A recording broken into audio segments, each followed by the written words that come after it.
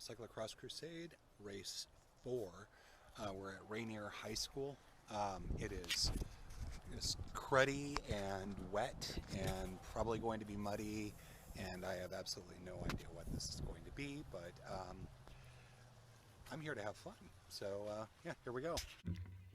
Okay, here's the start of the race.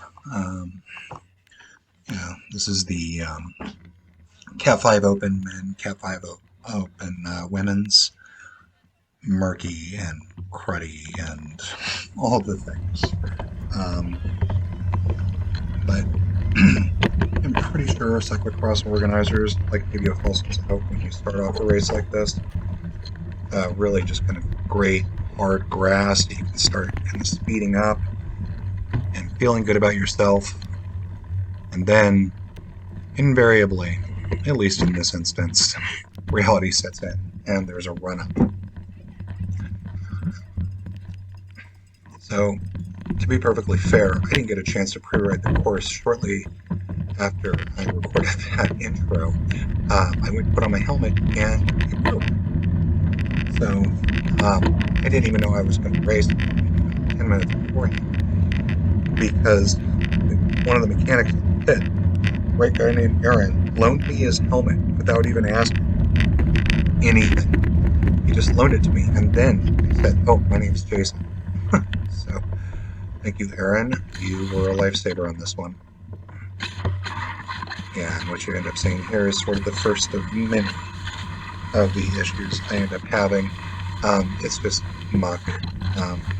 The weather in the Pacific Northwest for the week preceding had been varying degrees of rain and wind and more rain, and it was actually raining during the first part of the race. At some point you stopped caring, but it was in fact raining.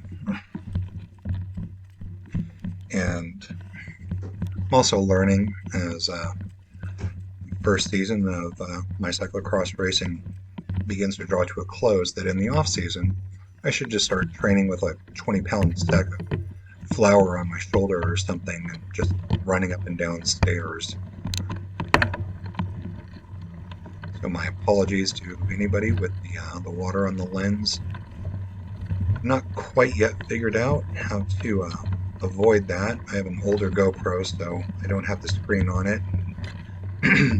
No real force feedback.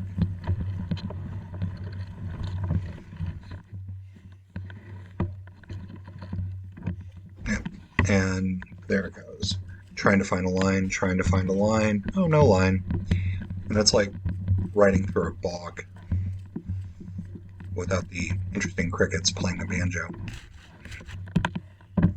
Frogs playing the banjo, for that matter.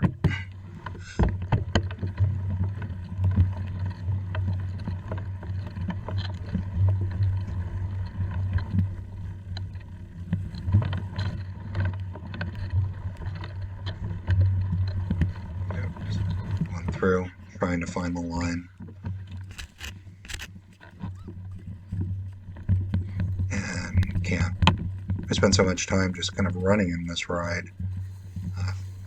At least the first part of it. It just really kind of stretches you out, and I'd love to talk with a race organizer sometime and find out when they put a course together, what their thought process is, what they're trying to accomplish with the pack. I mean, something on a road ride, I would imagine there's a lot of strategy and thoughts about how to stretch things out, when people might strategically be able to jump ahead, but with a cross track, it just seems that, in some cases, right from the off, it's okay, let's stretch everyone out. This was a fantastic section to really kind of pick up some speed, and something I realized is just critical is taking advantage of those quick bits whenever you can. Got to be honest, I was not always great at taking advantage of them. But here's my first defining moment for the day. Yeah, as mud and gravity, and there I go. Yeah, my first crash. I was not trying to stay in the frame at all, even though I was. I was just trying to get back going.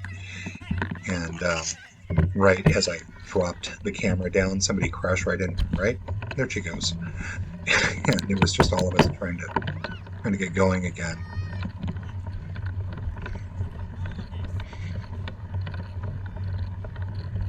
And sun peeking out, rain kind of going away, and getting a little bit of better spots that you can brake. It's funny, there was some sections of this track where you just heard a bunch of people hitting their brakes going down or around, and it almost sounded like horns. I would love to say that I actually had pretty good momentum there, and the congestion stopped me, but I'm not entirely sure. A lesson for every would-be cross rider: know where your cleat is. 2 seconds matters.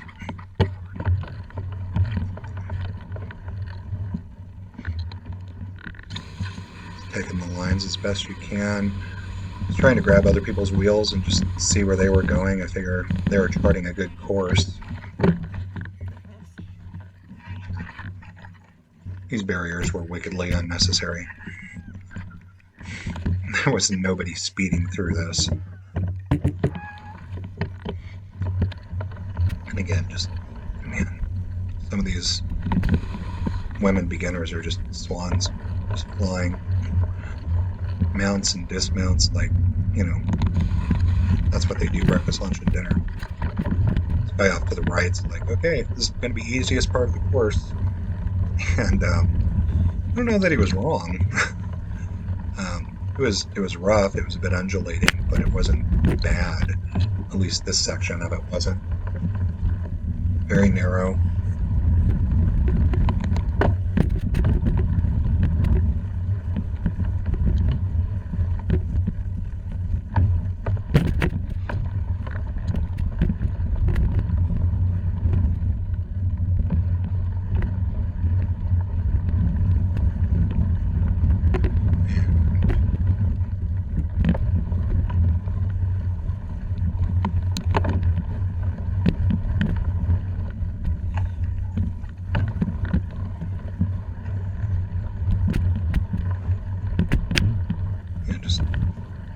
Right, and this is about the time that my good fortune started stopping.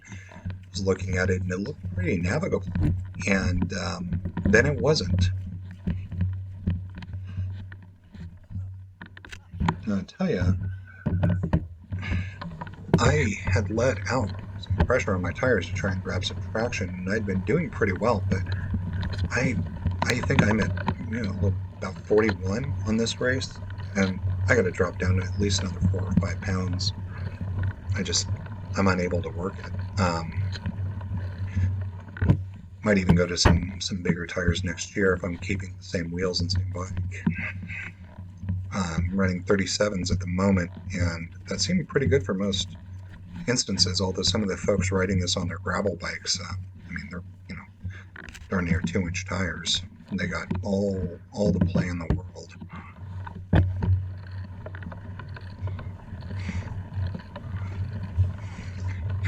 Drop something in the comments if you have some thoughts, but what's the point where you kind of know when to bail and know when to push through?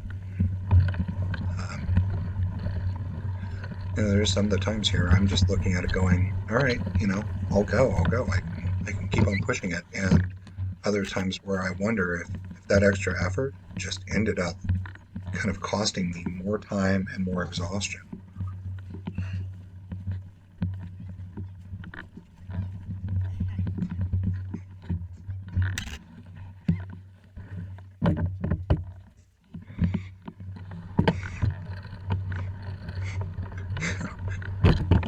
The 2 people you see in front of me right now, we were all just kind of chit-chatting back and forth.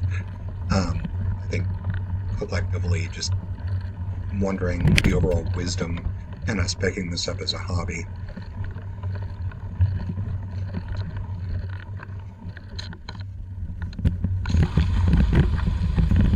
I'll say, nice. I didn't get to pre-ride this. I would have liked to. But a little lack of film, just kind of issues. prevented that. But it was nice being able to kind of just experience the course almost as something new.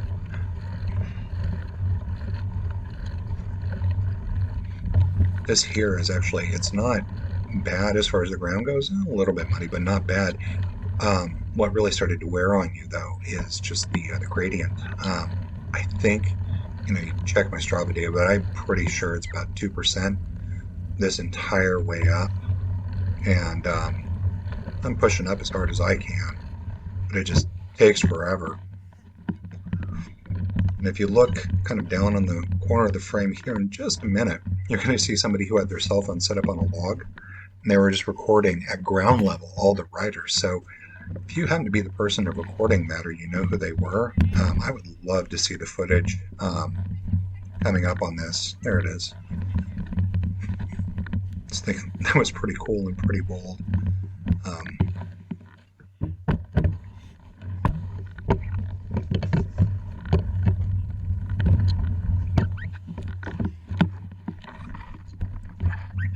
Yeah, got a little bit of confidence, said, yeah, I'm going to do it. And then I had to dismount and start just kind of walking it up.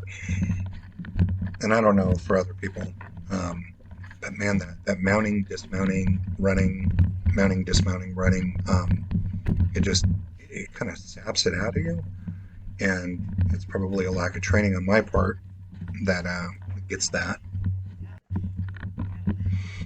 But especially some of these climbs here were just, oh, man, one more thing.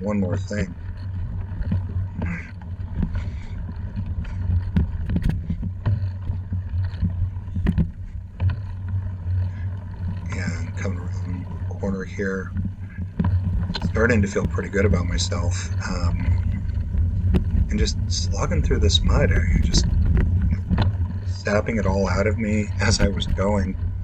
You know, even with this video sped up a little bit, this is the longest I've taken on any cross course thus far. I think, in part, I didn't warm up, so that affected me, but I just could not seem to really find my energy on this one. I don't know if that's abnormal or if it was just me.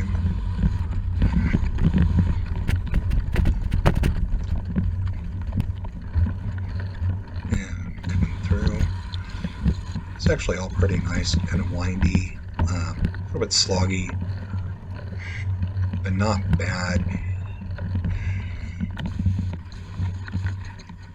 I'll tell you that even though this was just kind of a bear to really make my way through, I mean, the course was really just wonderful, varied, interesting, a lot of its own sort of particular challenges.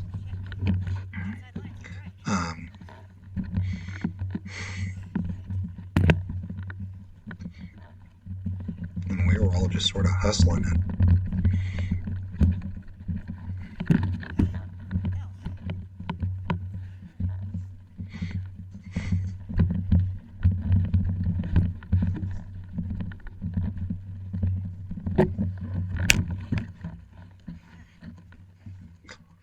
Again, no one needs these barriers. These barriers were totally unnecessary. I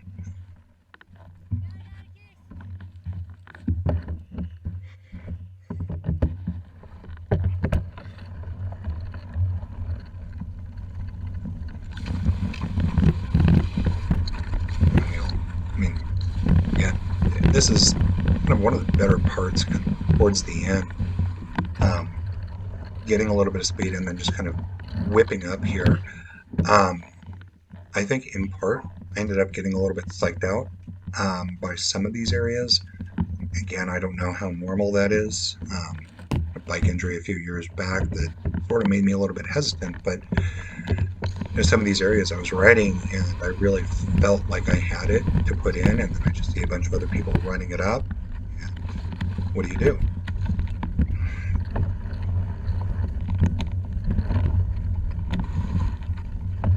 Here we're coming into the home stretch now. I was feeling good. There's a kid in front of me who was really doing quite well. And I'm thinking, okay, I'll make this. I'll really kind of work this out. And then I started looking to my right and seeing what the finish line structure was looking like, the lap structure. And I realized, even though it does not look like a lot here, after sort of exhausting yourself for many, many minutes, um, I just I was cruising it, and then I said, I can't. I just was trying to do it, and I just couldn't. Um, I had a real mind. I knew how long I had been on the course, and I had a real mind that I was going to end up getting into a second lap. I felt that was going to happen. And like a lot of these other uh, courses I've ridden, what I've realized is that, if I do 2 laps, kind of the leaders are doing 3. And I think just shaving time here and again and just getting stronger is going to help on that. So that's sort of my goal for the rest of